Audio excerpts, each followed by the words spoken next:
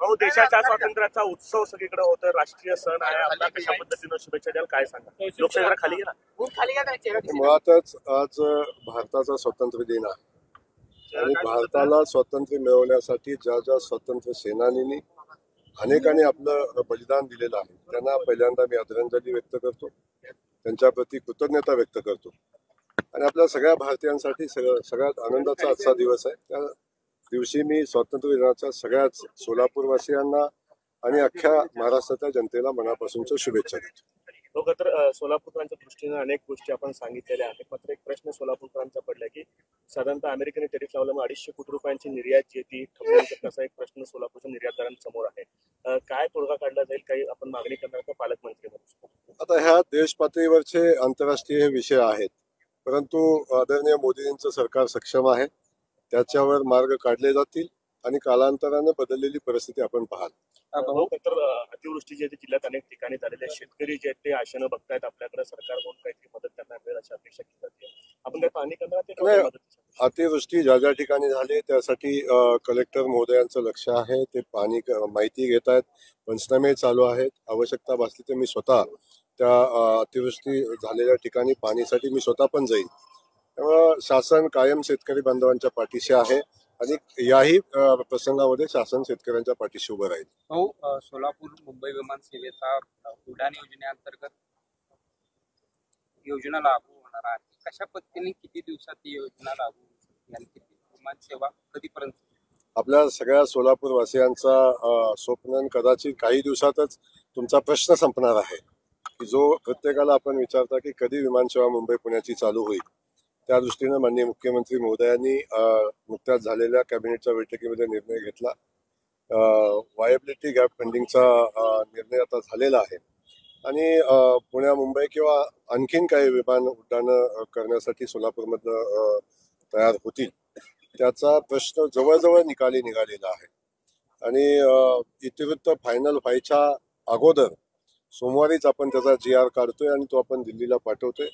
आदरणीय मुरली मोहोळ जी आपले केंद्रीय उड्डाण राज्यमंत्री आहेत ते त्याच्यावर तातडीनं कारवाई करतायत आणि आपल्या सगळं व्यवस्थित घडलं तर जे आपल्याला अपेक्षित आहे त्या दिवशी ही उड्डाण सेवा चालू होईल.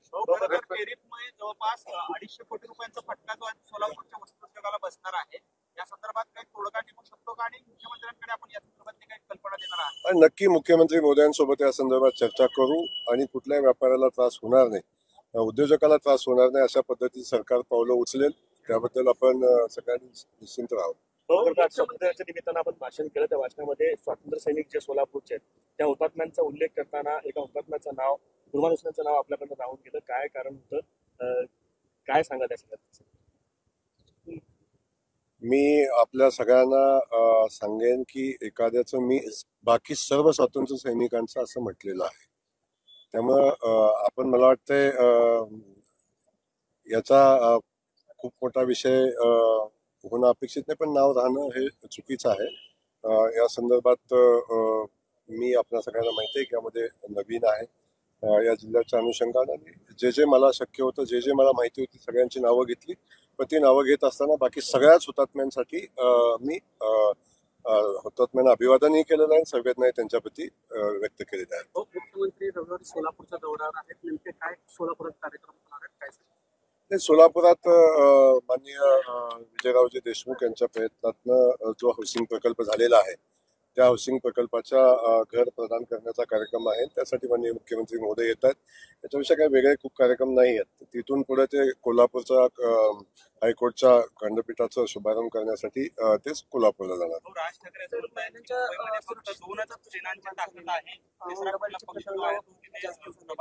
कुठं कुठं मुंबईमध्ये? आता मी याच्यावर अधिकच बोलावं असं मला वाटत नाही, परंतु अख्ख्या महाराष्ट्राने जे बोलले त्यांचा प्रभाव पाहिलेला आहे.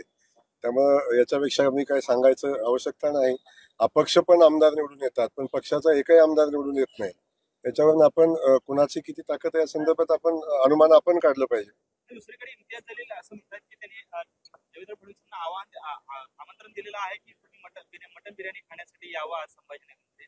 खरं तर 15 ऑगस्टच्या निमित्ताने अनेक महापालिकांमध्ये मटनावरती मटन आलेले आहे, त्या पार्श्वभूमीवर त्यांनी निमंत्रण दिलेलं मला एक समजत नाही आहे की हा निर्णय आत्ताचा नाही, कुणालाही कंपल्शन त्या अनुषंगानं नाही, आणि हा निर्णयच मुळात काँग्रेस सरकारच्या शासनामध्ये घेतलेला आहे.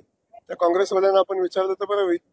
आणि इम्तियाज जलीलला म्हणा त्या मुख्यमंत्री मोदयांना प्रश्न विचारायच्या अगोदर आपण तो सोनिया गांधींना विचारला पाहिजे, आपण राहुल गांधींना विचारला पाहिजे, आणि त्यांच्याकडे आपण चौकशी केली पाहिजे, त्यांना बोलवलं पाहिजे.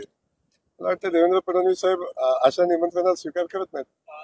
उद्धव ठाकरे असं म्हणतात की सरले यांनी त्यांनी विनंती केलेली आहे की लोकशाही जी आहे ती तिकडे तडफडते, शेवटचा घटका मोजते, तर तिकडे लक्ष द्यावं असं आवाहन त्यांनी केलेलं आहे. कसं उत्तर? उद्धव ठाकरे खूप महान नेते आहेत. ते न्यायव्यवस्थेलाही सल्ला देऊ शकतात, न्यायव्यवस्थेलाही वरही बोलू शकतात. तो त्यांचा अधिकार आहे, तो त्यांनी व्यक्त केला असावा.